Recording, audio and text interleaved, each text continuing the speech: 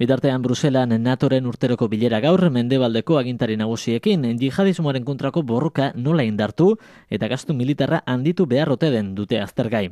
Donald Trump, Estatu Batuetako presidentea bertan da, eta bilera horren aurretik batzartu da Jean-Claude Juncker, Europako batzordeko presidentearekin, eta Donald Tusk, Europako kontseiluko presidentearekin. NATOk gainezka egin duela eta estatuek defentsan diru gutxiegi gastatzen dutela esan ondoren, Donald Trumpek aurrez aurre izan ditu aliantzako bazkideak. Jan Stolberg, NATOko idazkari nagusiak, Trumpekiko konfidantza adierazi du. Bilbon, Kenmok talde antimilitaristak ekintza antzezlan bat egin zuen atzo. NATOko gastua hazita, armamentuen norgehiagoko bermatu eta eriotza elikatzea duela xede salatu zuten. Bain juistu, telefonoaren bestaldean dugu, atzoko protestan parte hartu zuen Ander Eguren. Arratsaldeon, Ander.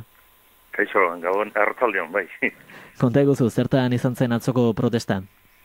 Bueno, atzoko protesta izan zen, aurreraz, hori barri horretan botatu zuen, Bruselako NATOren inguruko goi bileran, ez da?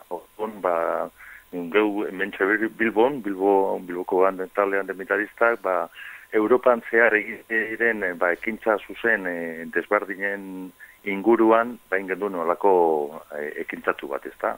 Hartu gendun Bilbon dagoen itxas komandantzian, dantxe berdan, antzerki moduan egin gendun olako ekintza bat, salatu, hori ontxe bertan Trump da beste guztia, euren asmoa, gastu militarraren igoera itzala hori egitean. Orduan, ekintza bera izan zen, hor itxas komandantzian aurrean, gau monta gendun konboi bat, tanke bateaz, geure moduko tankea dana, gero bebai konboi moduan egon zen kamoi bat, da barruan sartu gendun, defentsa ministraria, hause kospedal ditzen dana, dantxe bertan, aktivista batzu, antimitarista batzu, txikista bakezale batzu, blokeatu gendun, dartu gendun konboia eta zuzen zaborrega bota gendun zuzenean, ez da? Izan zen, ekintza simboliko bat, salatzeko zer dan gaur egun gastu militarra, da zoritxarrez gastu horrekin egiten duguna da, zaborrera botatzea, ez da. Gastu militarra zari garela, Trumpek presidentziara iritsi zenetik, behin eta berriz errepikatu du, Estatu Batuak gehiegi ordaintzen ari direla, OTANen gastuak, eta horren aurrean, gainontzeko estatuek igo egin beharko luketela, euren defentsarako presupuestua?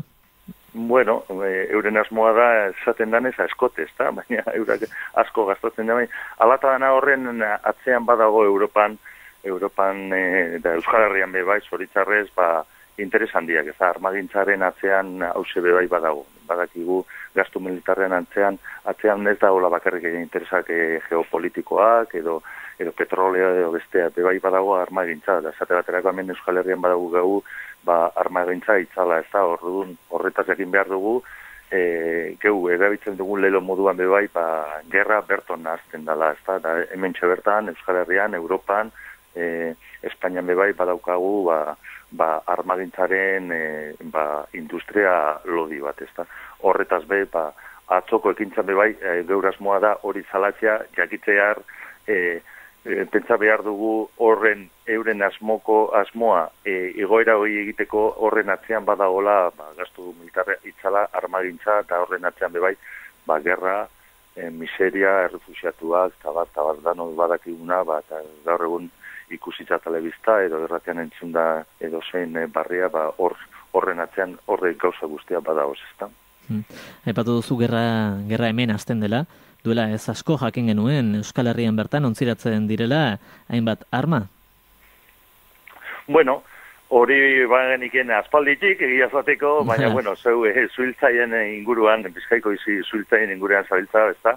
Orduan horretaz geu Bilboko portutik, ez dakitzen bat bidar, geu egin dugu ekintza zuzenak portuan, salatzeko zelan bomba batzuk edo, parrokatu bomba armagintza urteten dagoen Bilbotik, pentsa behar dugu bertoko astillerotan egiten direla gerra ontziak bebai, orduan, olako industria edo nun dago, da zoritzarrez berton bebai. Orduan gure asmoa da hori be salatzea, da esatea horren atzean dagona da gerra, errefusiatuak, miseria eta injustizia itzala, ez da? Ederki, Ander Eguren, eskerrik asko gurekin izateagatik eta lastar arte. Bale, eskerrik asko zegoei.